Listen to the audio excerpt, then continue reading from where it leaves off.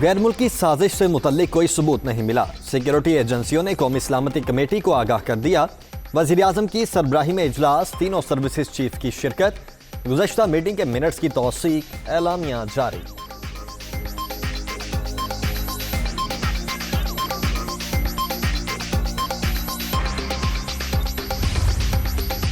कौमी सलामती कमेटी के एलामिया में कोई नई बात नहीं। पाकिस्तान के अंदरूनी सियासी मामलात में मुदाखलत की गई। चीफ जस्टिस की सरबराही में ओपन समात के लिए कमीशन तश्कील दिया जाए। शाह महमूद की प्रेस कॉन्फ्रेंस।